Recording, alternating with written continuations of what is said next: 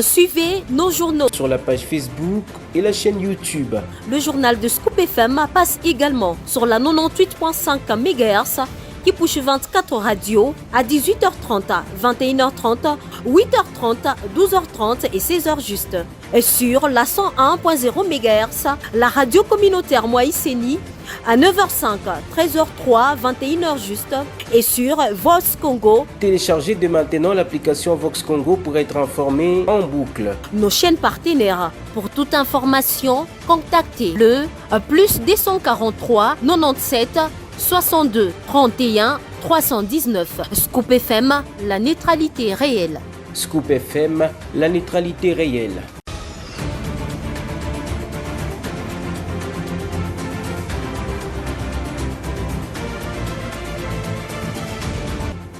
Lundi 14 avril 2025, il est l'heure de vous informer, mesdames et messieurs. Bonsoir et bienvenue dans ce journal. L'actualité, c'est l'accusation infondée des M23 contre le gouvernement congolais sur l'attaque de la ville de Goma. Le gouvernement, via le porte-parole des FRDC, rejette toutes ces accusations sur la ville de Goma. En plus des détails dans ce journal. L'actualité, c'est aussi le renforcement des relations entre la Chine et la RDC. Une délégation chinoise est attendue dans la capitale congolaise, comme l'a annoncé le ministre du Commerce extérieur. C'est tout pour le titre.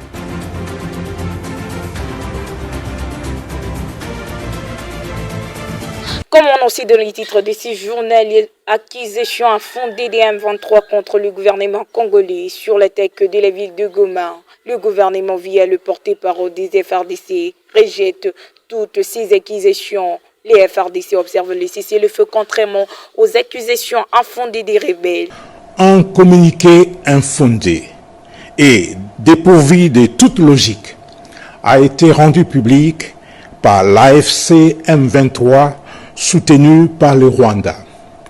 Cette communication accuse les forces armées de la République démocratique du Congo d'avoir monté la nuit du 11 au 12 avril 2025 une attaque contre la ville de Goma.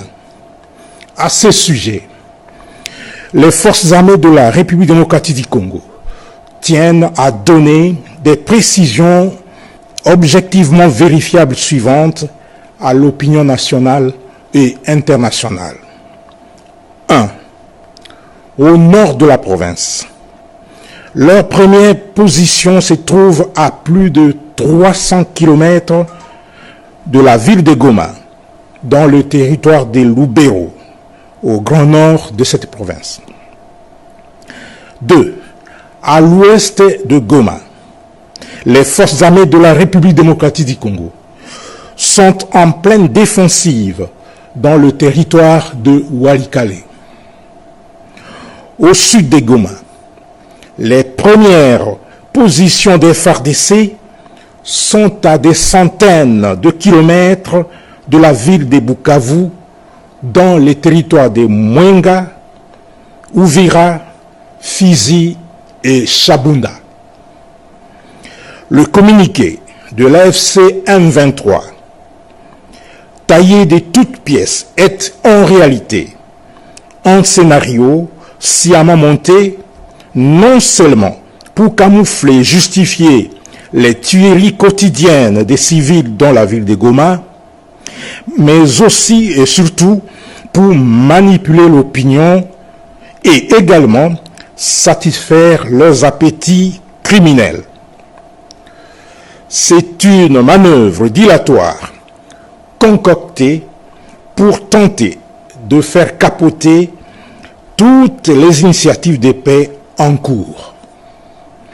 Les forces armées de la République démocratique du Congo, tout en demeurant vigilantes et respectueuses des droits de la guerre, restent attachées aux engagements souscrits par la haute hiérarchie pour le retour d'une paix définitive dans l'Est de la République démocratique du Congo et dans la sous-région.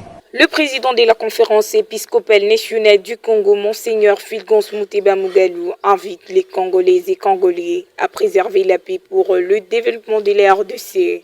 Il a dit au cours de la célébration du dimanche des rameaux à Lubumbashi dans le Haut-Katanga. C'était en présence du vice-gouverneur Martin Kazembe Choula. Suivez. La paroisse doyenne Saint-Athanase du quartier Bel-Air dans la commune de Kampemba a reçu pour la toute première fois la visite pastorale de Monseigneur Fulgence Muteba Mugalou, archevêque métropolitain de Lubumbashi et président de la conférence épiscopale nationale du Congo 5O.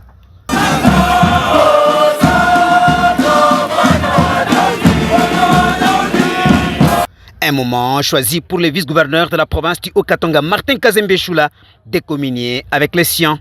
Tout commence par la procession avant d'entrer dans ce temple de Dieu. C'est presque tout le monde qui a des rameaux en main, ce qui rappelle l'entrée triomphale de Jésus à Jérusalem. Le numéro 2 de l'exécutif provincial du Haut-Katanga, Martin Kazembe Choula, et Madame son épouse Cécile Kazembe Moujiti ont participé à toutes les étapes du culte aux côtés du commissaire provincial de la police nationale congolaise, PNC Haut-Katanga, le général Dieudonné Okito Odimba. Monseigneur Fulgence Muteba Mugalou a fait recours à l'évangile des passions du Christ selon Saint Luc chapitre 22, du 14e au 56e verset, pour exhorter tous au vivre ensemble, à la paix dans la région des Grands Lacs et plus particulièrement en République démocratique du Congo. À cela s'ajoute l'amour qui doit caractériser les Congolaises et Congolais, à l'exemple du Christ qui a sacrifié sa vie pour sauver l'humanité. Nous devons nous souvenir ces jours de ceux qui souffrent juste pour raison de haine et de mauvaise foi par manque d'amour.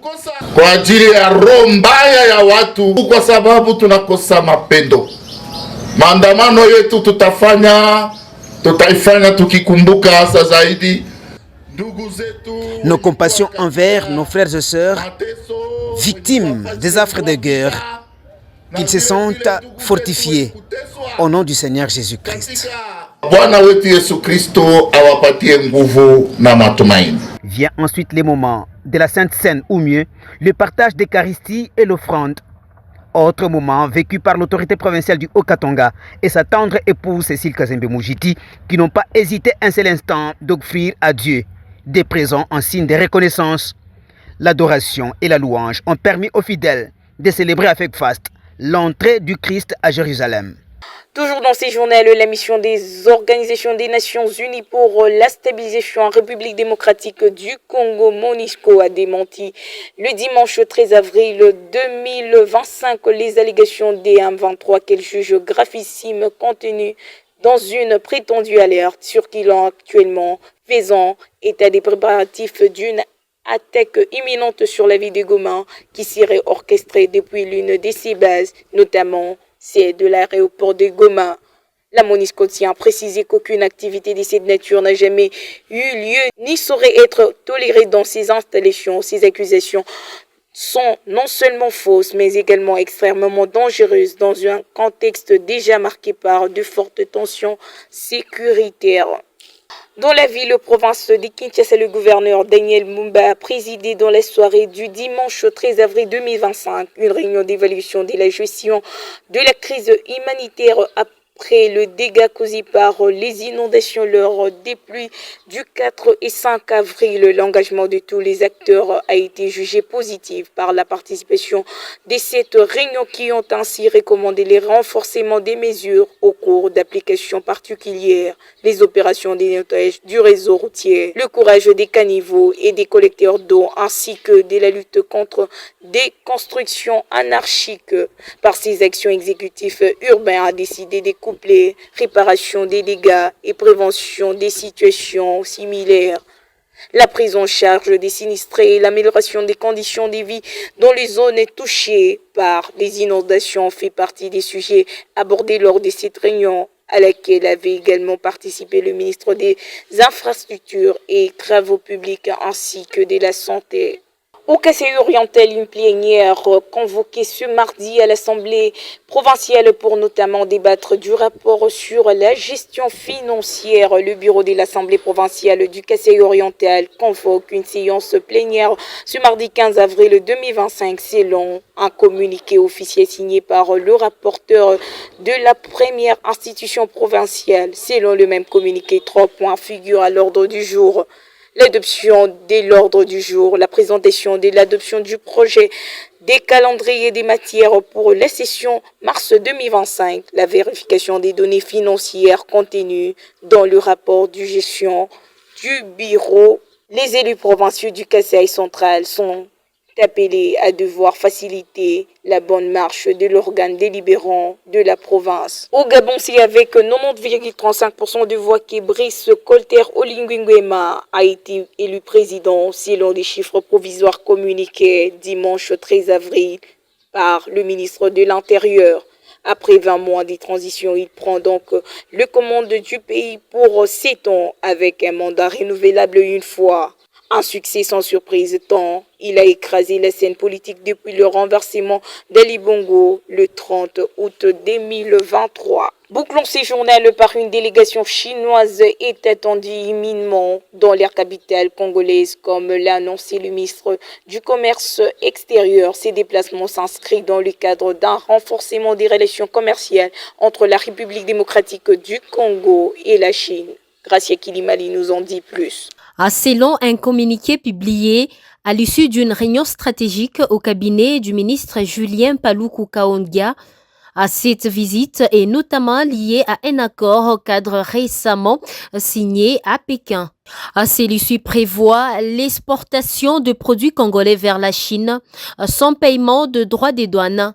Une avancée majeure pour les producteurs locaux qui espèrent ainsi dynamiser leurs échanges avec le géant asiatique. La délégation dirigée par le gouverneur de la province chinoise UNAM aura également pour mission de sélectionner entre 5 et 10 entreprises congolaises disposant d'une forte capacité d'exportation dans les filières prometteuses comme le cacao, le café, le piment, les soja et les sésame afin de répondre à une demande chinoise évaluée à plusieurs millions de tonnes. Julien Paluku a par ailleurs évoqué la participation de la RDC à l'exposition internationale prévue en Chine en juin 2025 où 2 espaces seront offerts aux entreprises congolaises.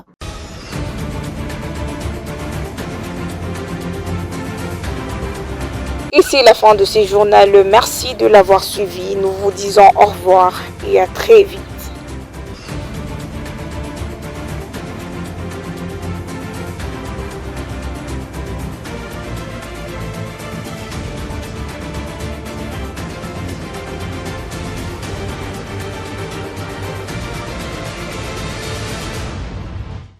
Suivez nos journaux sur la page Facebook et la chaîne YouTube.